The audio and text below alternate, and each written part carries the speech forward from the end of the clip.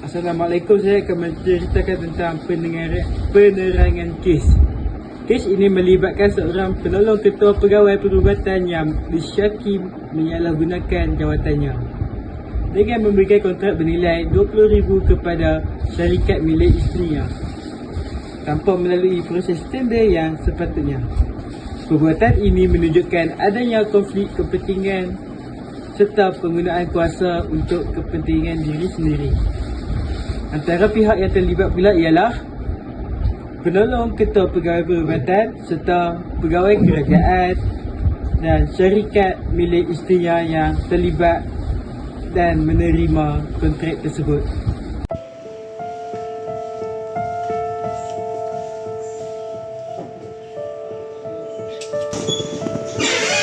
Doktor, ni tender yang doktor minta kat saya tu. Terima kasih. Tender Tender projek bekalan ubat 10 juta. Yang ni kalau aku bagi dekat bini aku ni boleh duit juga. Aku juga yang dapat kalau aku bagi bini aku. Jadi lebih baik aku sign, aku bagi dekat bini aku. Confirm dapat. Confirm kaya kan.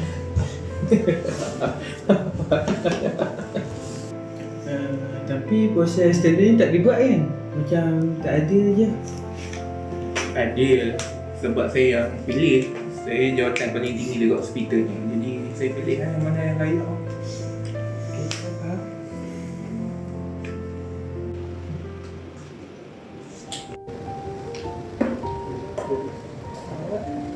Weh, awak company ni selalu kat tender? Oh tu aku macam pelik kan? Pasal tak? Oh tu lah. Weh, tak adil macam ni. Serius tak adil. Kuasa macam tu juga. Kau asal tak? Aku setengah ada report. Kita Dia report kan? boleh?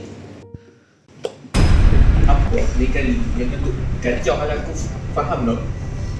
Kalau apa pergi buat kerja apa yang kacau hal aku, ni hal aku, okey? Lagu ni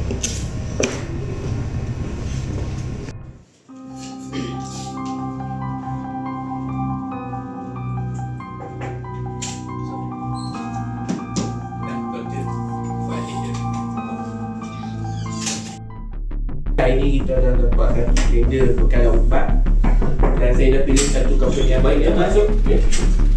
Saya daripada SPRM dan sekarang ni saya ada bukti bahawa ada report mengatakan bahawa tuan memberikan tender kepada keluarga sendiri.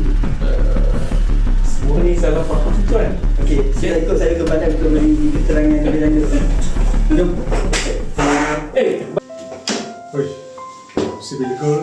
Habis lah ni. Akhir lah semua ni. Betul-betul settle ni. Nama saya Muhammad Iskandar Putra dan sekarang saya akan terangkan bahagian penerapan etika. Mengikutkan kes yang kami kaji, situasi ini dianggap tidak beretika langsung sebab doktor tersebut dia menggunakan kedudukannya untuk memberi kelebihan kepada syarikat keluarga isterinya. Tindakan ini menunjukkan ketidakadilan dan penyalahgunaan kuasa. Kita sebagai pekerja, kita perlu membuat keputusan secara profesional dan tidak dipengaruhi oleh hubungan peribadi. Tapi doktor tersebut ni dia gagal menjaga amanah dia dan tanggungjawabnya. Perkara ini dia menjejaskan nilai kerja kerana peluang tidak diberikan secara adil. Akibatnya, kepercayaan terhadap organisasi akan menjadi lebih berkurang. Terima kasih. Okey, Assalamualaikum. Nama saya Zaim dan saya akan meneruskan dengan ethical solution. Okey. Bagi mengelakkan kes salah guna jawatan seperti ini, beberapa langkah etika perlu diambil oleh individu dan juga organisasi. Yang pertama, dari segi pekerja, seseorang pegawai ataupun perlu mewujudkan atau mengisytiharkan sebarang konflik kepentingan yang wujud. Dalam kes ini, pegawai tersebut sepatutnya memaklumkan bahawa syarikat yang terlibat adalah milik isterinya dan tidak terlibat dalam proses membuat keputusan. Selain itu, pegawai tersebut juga perlu menarik diri daripada sebarang atau perbincangan atau keputusan yang berkaitan bagi memastikan keputusan dibuat secara adil dan telus. Kedua, dari segi organisasi atau syarikat, pihak pengurusan perlu memastikan bahawa individu yang mempunyai konflik kepentingan tidak diberi kuasa untuk membuat keputusan.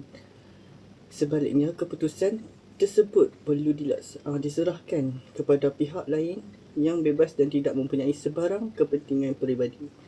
Di samping itu, organisasi juga perlu mempunyai polisi yang jelas berkaitan konflik kepentingan dan proses pemberian kontrak.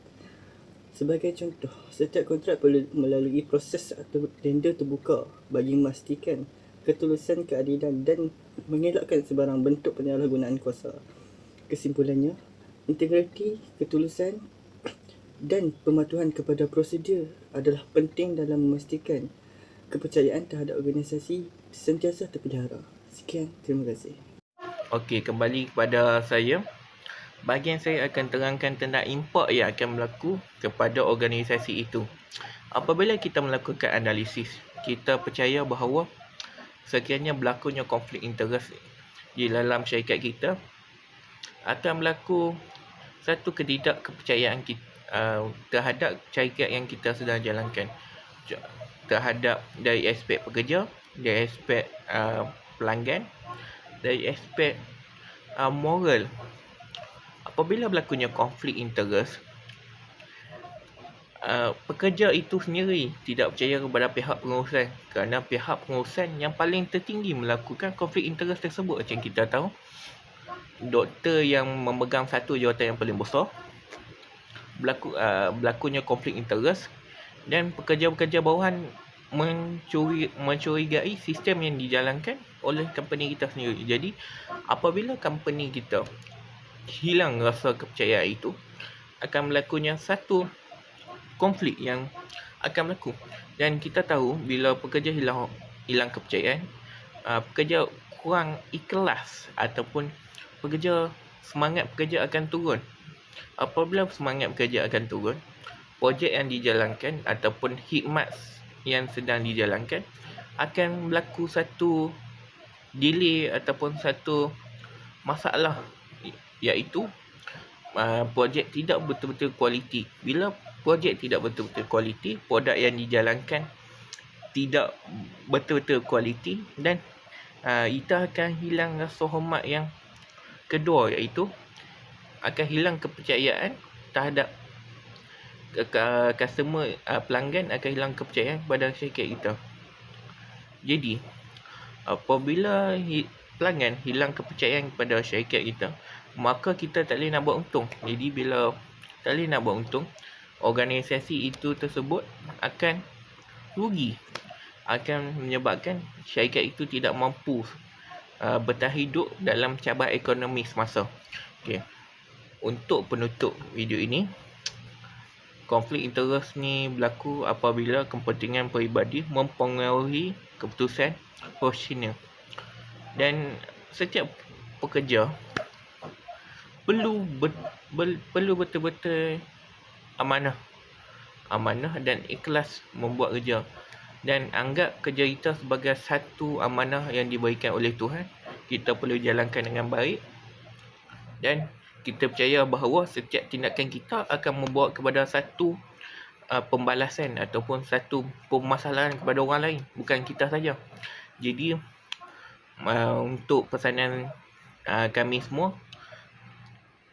tolonglah bekerja secara berintegriti. Itu saja. Terima kasih kerana menonton video kami ini.